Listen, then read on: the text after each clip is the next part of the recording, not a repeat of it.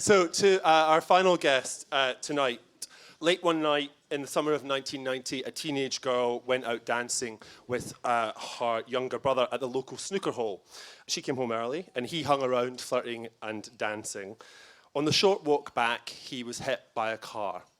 In the days and weeks and months and years that followed, they were to learn that there are, in fact, fates worse than death, and there are things that do transcend it. He was Matty, and she is Cathy, and this is their story. She's here to share it tonight. Please welcome, with the last act of love, Cathy Rentzenbrink.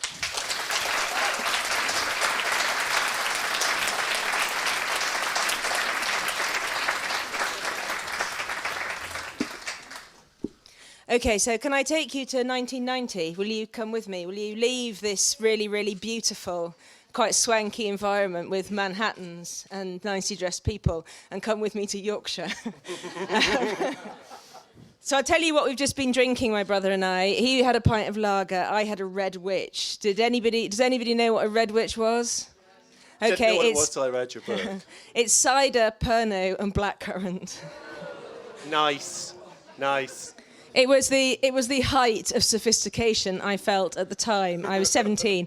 I had green and purple ribbons in my hair that I'd worn to a Wonder Stuff concert a couple of weeks before. I don't even know what Wonder Stuff is, just say.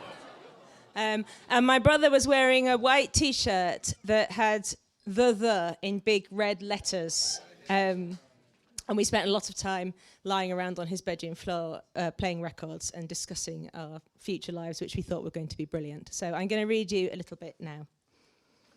So I've left him behind in this place called the Rainbow. It was about 1 o'clock in the morning when I got home from the Rainbow.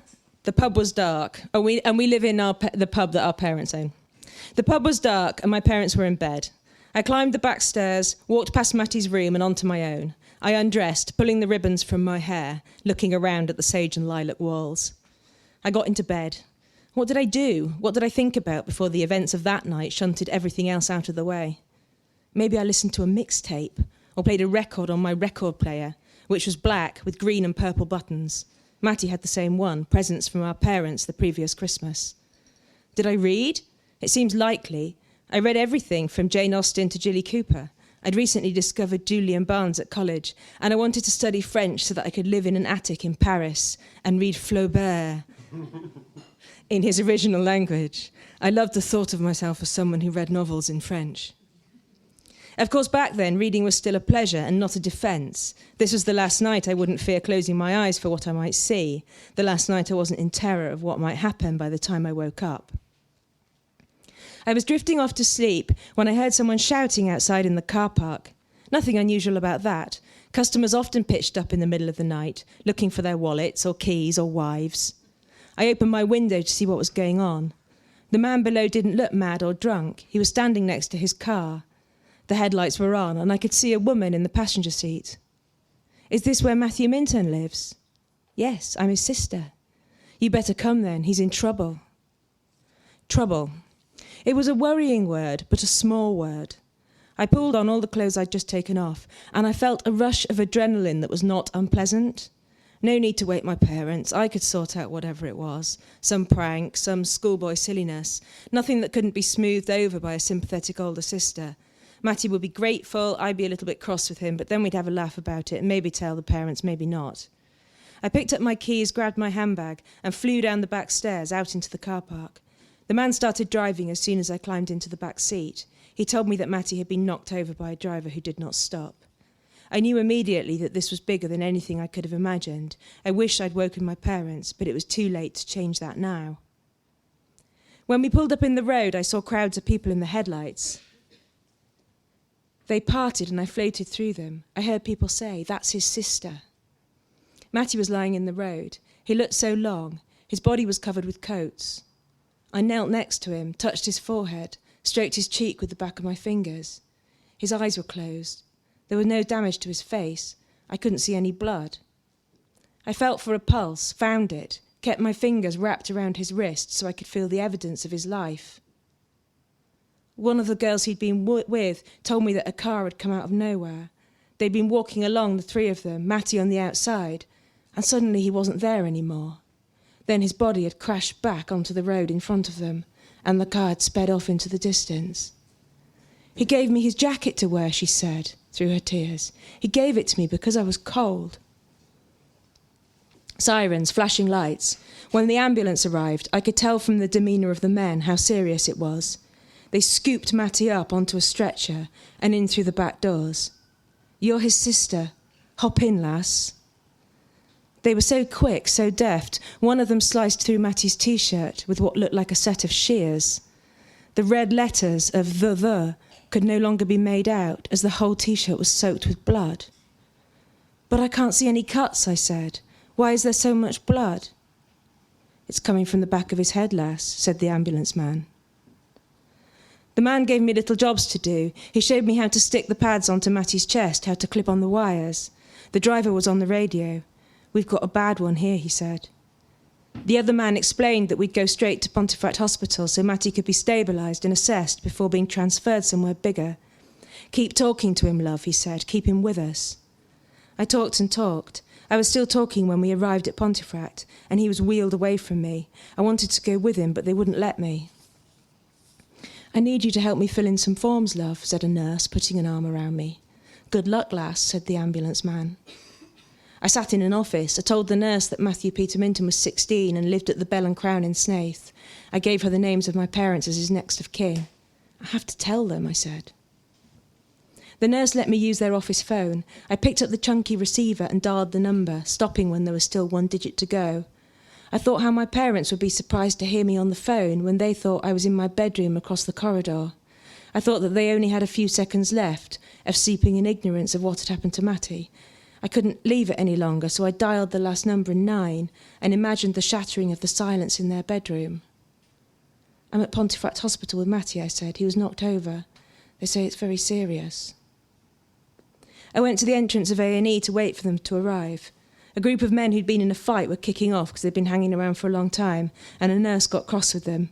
"This young lass's brother has been knocked down, and that's why we don't have any time for you," she said. They were instantly well behaved. One of them brought me a cup of tea from the machine, and they gathered round me, their big bloody faces full of kindness and concern. My composure vanished the moment my parents appeared. We sat on the bolted-down plastic seats, and I sobbed into my mother's shoulder while my father wrapped his arms around her. After a few minutes, we were taken to see Matty. He was lying on a bed with his eyes closed, a collar around his neck, and an oxygen mask over his face. There were smears of dried blood on his upper chest and face, but he looked reassuringly normal. "He's a big lad," said Dad. "He'll get over a knock like this." The doctor told us Matty had a serious head injury and was being transferred to Leeds General Infirmary. We followed the ambulance in the car. He was whisked away as soon as we got to Leeds, and we were shown to a little room with a table and chairs, a kettle and an ashtray, and we drank tea for hours and hours. I noticed a Guinness stain on the bottom edge of my cream shirt, knew that it would have happened as I'd leant over the pump at work earlier, and I thought how much the world had changed in the lifetime of that little stain. I smoked. I'd never smoked in front of my parents before, but now that little deceit belonged to another universe. There was a smear of blood on my handbag. It was a big brown patent leather old lady bag that I'd found in a charity shop. I called it Gattis. How stupid, I thought, to give a handbag a name. How childish. I'll never call it Gattis again. And then I looked down to see Matty's blood on my hands. I didn't want to wash them. I'd been Lady Macbeth in our school play. I thought of her, unable to wash the phantom blood from her hands. If Matty dies, I thought, I'll never wash my hands again. We were taken to another room, the family room, in intensive care, and the surgeon told us that he'd removed a clot from Matty's brain and a piece of his skull to allow for swelling. It was too early to say if the operation had been successful or what the future might hold for him. "I've saved your son's life, Mr. Minton," the surgeon said. "We don't know yet whether that was the right thing to do." "Will he be able to walk?" I asked. The surgeon looked at me with weary eyes. "We don't know anything at this point." He told us Matty would be purposefully sedated for at least 48 hours. He needed to rest. They didn't want him waking up yet. We could see him shortly. Finally, a nurse took us down to his bed, at the bottom end of the intensive care unit. His head and arms were swathed in white bandages, his chest was bare, and there were orange stains on his skin, which the nurse told us was iodine from the operation. I watched his chest rise and fall. I watched the monitor showing the beat of his heart. 48 hours, I thought, a full 2 days to endure this uncertainty of whether he will live or die. My only fear at this point was that he would die. I was used to the notion that young men can die tragically and suddenly. I'd even had a dream the week before that Matty had died in a motorbike accident. But I'd never heard the expression head injury. I had no concept of brain damage. I only saw things in binary terms. I just needed Matty to be alive. The hours inched into days. We sat and watched Matty breathing. The nurses told us to talk to him. They said he must have been very physically fit to have survived the accident. He was, we said. We told them about all the trophies for running and football, about the way he could lift himself onto the roof terrace at the back of the pub just by pulling himself up with his hands, how he would then walk across the roof and through the patio door of our upstairs kitchen, giving anyone who was in there a fright. Surely someone this fit and strong couldn't die. Surely someone who was loved this much couldn't die. I slept at the hospital on the Monday night. I sat beside Matty until tiredness overwhelmed me, and then on the way to the room I'd been assigned, I found the chapel. I knelt and put my hands together. I was an unbaptised atheist, but I'd been to the Catholic school in our village, where I had read at Mass and won the school RE prize. I knew all the prayers, and the God that I didn't believe in was kind. I said the Our Father, a Hail Mary. I asked for my sins to be forgiven. I asked that Mary, Mother of God, prayed for us now and at the hour of our death. I said the Hail Mary again in French. I'd learnt it on an exchange trip with school, and I thought it sounded very beautiful. Je vous salue, Marie, pleine de grâce. I tried to make up my own prayers. If you are there, if you exist, if someone can listen to me. I did my best, and then I went off to find the tiny white room and fell asleep on the narrow cot-like bed. In the morning, I woke up thinking it had all been a dream. I stretched and smiled and gloried in the safe warmth.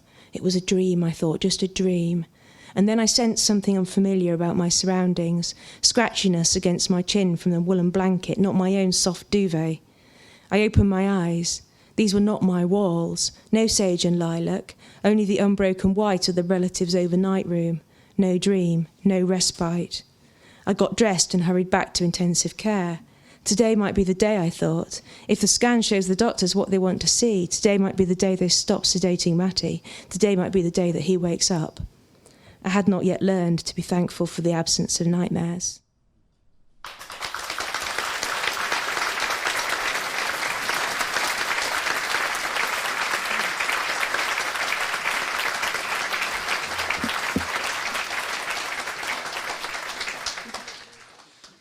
Thank you. I wanted to start by asking you about the form that you chose, because it reads like a novel. And I've had a similar reactions from people where they've come to me and said, "Oh, I love your novel," and I don't correct them and tell them actually it's true, it happened. And I wondered why you chose to expose yourself and your family and your friends by doing it as a memoir rather than giving yourself the protection of a novel. That's such a good question. Well, for years, for a start, I didn't want to write about it at all. So I wanted to write novels about other things. But then the furthest I ever got was chapter 7, and then this story would kind of rampage into the pages and take the rest of the novel over. And then I did try to make it a novel, because I like reading made-up stuff. I do completely think of myself as a fiction. I've got a mind for fiction. But I think one of the things about the particular thing that happened to my brother and this cruel and unusual nature and its drawn outness was I don't think you would want to read that in a novel. I think it took too long, and I don't think that novels need certain rules, and you need a certain structure, and you need momentum, and I could never find a way in which I thought you could effectively put that into a novel without kind of betraying the truth too much. I did think if I was going to do it, I really should try to tell the truth as much as I could about how it was. After my lovely editor, Francesca, who's over there, after Francesca bought the book, and I read a couple of really good novels, and I read Family Life by Akhil Sharma, which is a not dissimilar thing that happened to him, he put in a novel, and I read All My Puny Sorrows by Miriam Toews. both fictionalised accounts of real things. And because, again, suddenly it seemed very real that this book was going to go out into the world and with all the problems that then entails. And I did spend about 2 weeks thinking, oh, my God, could I rewrite it as a novel? Would that be okay? Yeah. But I think I'm glad I didn't. What does it mean for you to tell the truth, and how did the truth change as you were telling it? Well, again, I didn't really want to tell it at all. The problem was it wouldn't leave me alone. I didn't really want to think about it. And I really worried. Again, I did think, who would ever want to read this? And certainly all the first bits of writing they were just slabs of pain, really. But something magical did happen as I wrote it. The very act of writing seemed to dislodge everything that I thought. And then therefore I did find I felt about it completely differently. And I found out new things as well. Like what? Well, say, for example, I felt really guilty about lots of stuff, but by forcing myself to look at it, I kind of... What did you feel guilty about?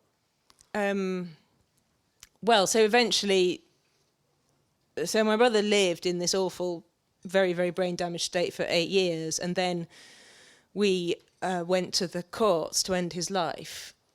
And I knew that was the right thing to do, but it's a profoundly difficult thing to do, and I had to write an affidavit to say that I wanted that to happen, which I found very difficult to do, and I still feel very guilty about. And then I still feel very guilty, still do feel a bit, but it's less, still felt very guilty about the fact that his death then took 13 days, because that's the only way it can be done. They withdraw the feeding tube, because legally, of course, that's seen as withdrawing an intervention rather than actively doing something, which again I think is wrong, and the law should be changed.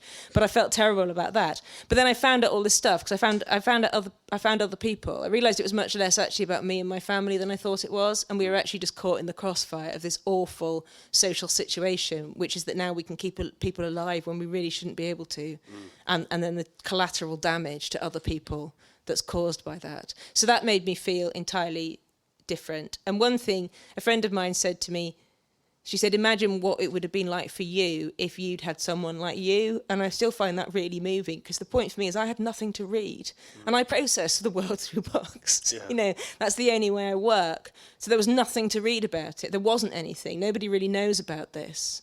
And again, you can see why, because it's incredibly difficult to explain. Hence, I think why it does need a whole book. That's why telling people about it is so awful, because actually it's really difficult to explain. Well, you kind of, in the book you create this brilliant and actually quite funny spreadsheet where you talk about... I'm glad you think it's funny. But it is funny. It's a spreadsheet which is about how to deal with people when they meet you, about, asking you whether or not you have siblings. Mm-hmm. And you go through can we go through now some of the various responses that you would have depending on the person? Yeah, so it's when people it's small talk, really, isn't it? And what do you do when the answers to your small talk are awful? So I'd gone away to university. So in my village, basically, everybody knew who I was. I was the girl from the Bell and Crown. I then became the sister of Coma Boy. Everybody knew who I was. I went away to university a year later, and sort of got to university, and suddenly everyone, you probably remember if you went to university, have you got any brothers and sisters, is like right up there as a question. And it's just dreadful because, of course, if you say no, which is quite simple, it's, well, apart from anything else, it is a lie. So you do feel dreadful in this whole sort of biblical denying your God way.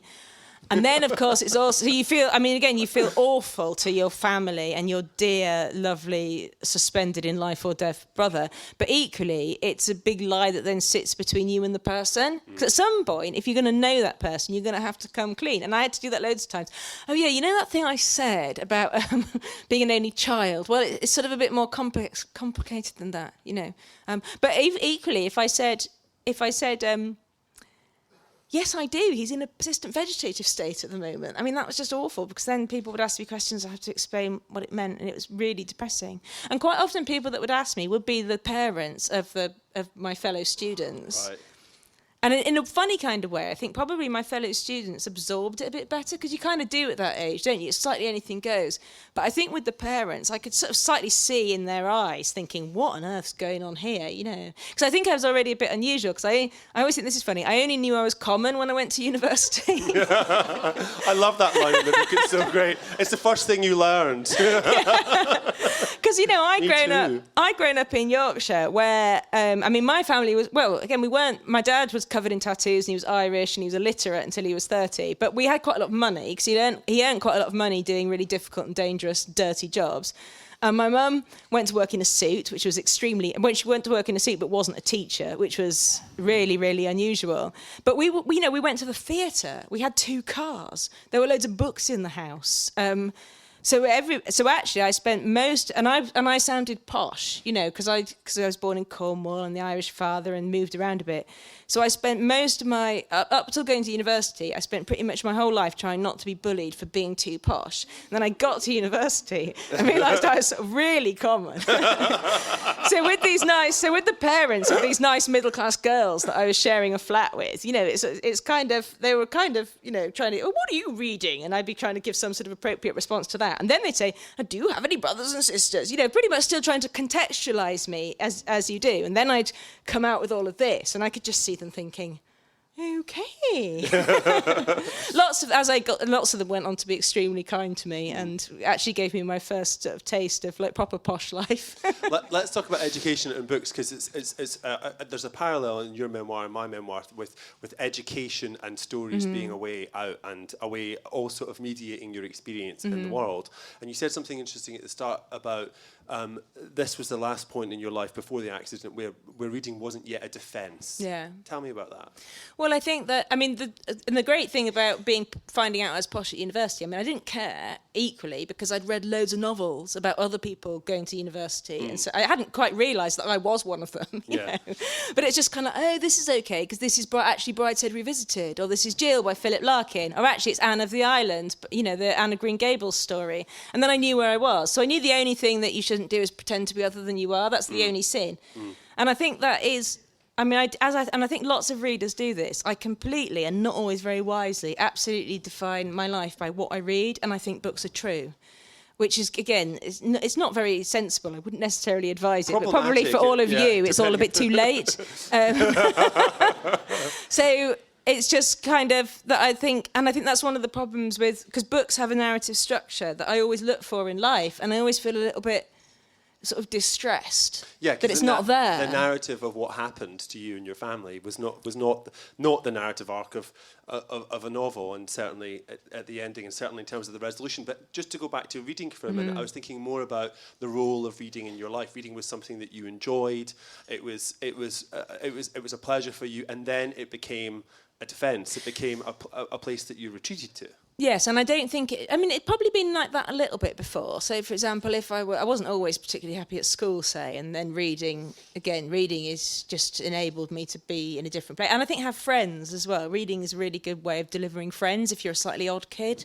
But then what it actually became was almost like an anaesthetic. And I still do use reading like that. And it's funny that you mentioned Georgette Heyer, because I'd use Georgette Heyer for mental flu or whatever I just fairly compulsively reread. You could just check into her world and that's right, not think about anything else. Agatha Christie, rereading familiar text really as it's kind of comfort.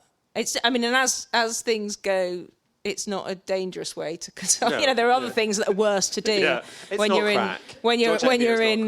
in extremis. And then of course the problem that I had for loads of years, and still sometimes a bit, but I've got much better at it, was that I just couldn't, for many, many, many years, I could not turn the light off and wait for sleep to happen to me. There was just an impossibility. So I had to read. So I just had to read until I would go to sleep on the book.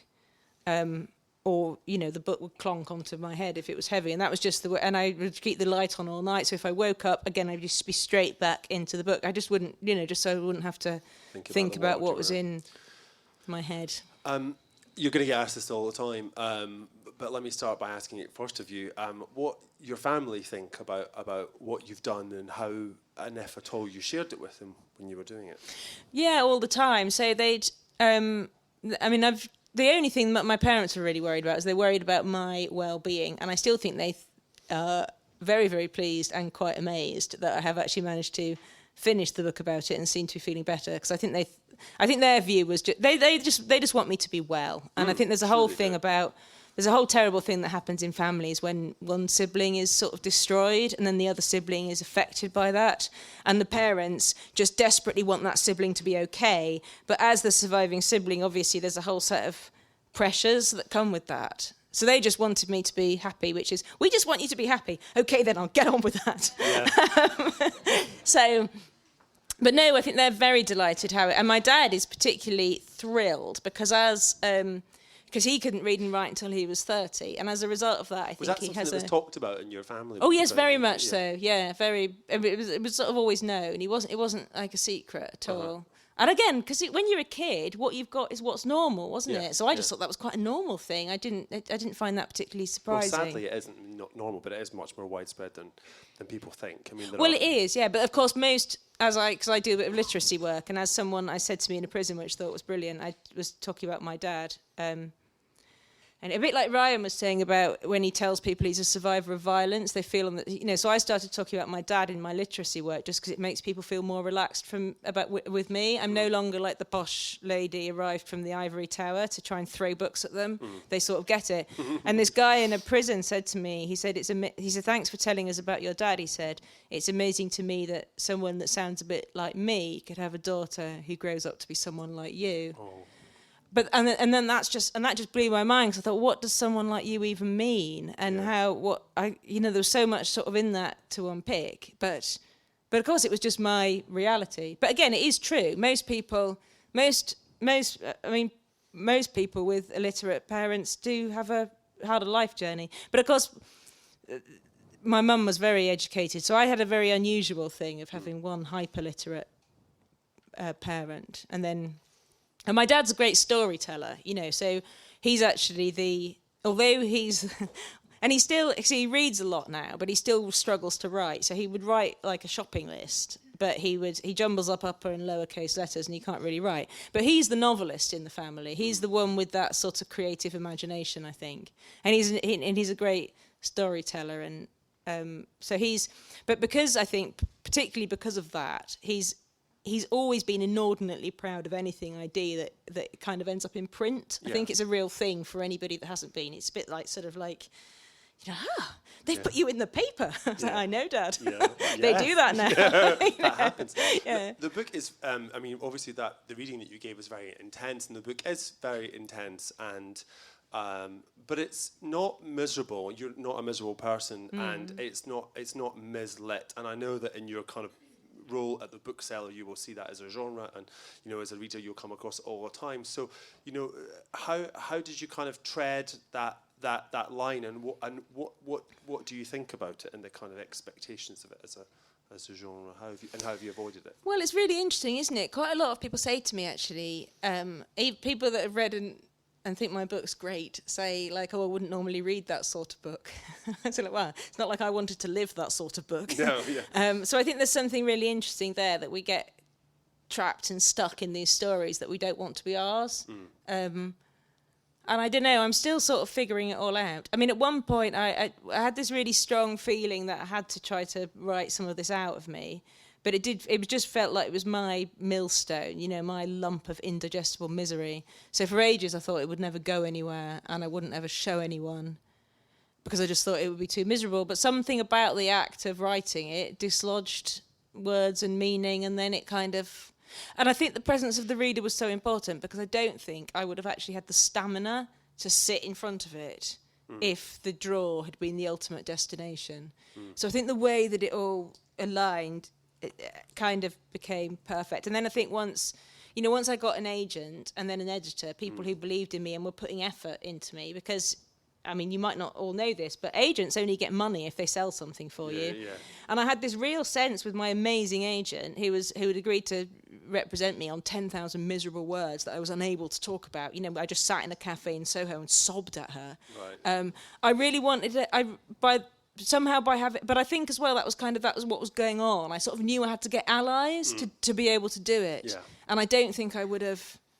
And I think at every stage I got the right amount of kind of sort of supportive pressure that I didn't want to let other people down. I never felt anybody was whipping me or demanding the words, but it was a lot easier to do it if I felt there was a purpose. Whereas if I felt that it was just, oh, let's just write this misery and then put it in a drawer, I don't think I'd have had the... It isn't miserable. I mean, there are lots of funny bits, and I think some of the interactions that you have with your brother, and also the imagined interactions, like she goes to visit him in the hospital, and the family take turns caring for him, and she's sort of... is reluctant, thinking, what, is it my turn to give him a bed bath? And she imagines her brother saying, stop off with the cock washing, Cathy. And I just thought that's a totally brilliant line in the book. And there are lots of moments like that, where there's a kind of, it's that sort of laughter and tears. I really hope so. The most joyous thing for me about writing the book was I really got him back, because he was buried under those awful 8 years. And I'd never managed to get him back again because it was so painful to think of it at all. I think something about actually thinking about it and writing about it has reconnected me to what he was actually like, and he was just so funny. And I know I always feel nervous saying this because I think I probably sound completely insane, but I've completely connected to him, and I do sort of slightly hear him sometimes now, quite helpfully. Like, so if I'm getting in a stress about something work-related, he sort of pops into my head saying, why the fuck do you care? And it's actually really quite good advice, you know? But I think that, and again, I think that whole thing about being a surviving sibling is that I had to morph into this really good person. I had to be a really good person for my poorly brother and for my terribly upset parents. But something about rediscovering Matty, I'm also slightly rediscovering like myself and kind of connecting to that. Actually, maybe I don't have to be like really uber good all the time. I don't know.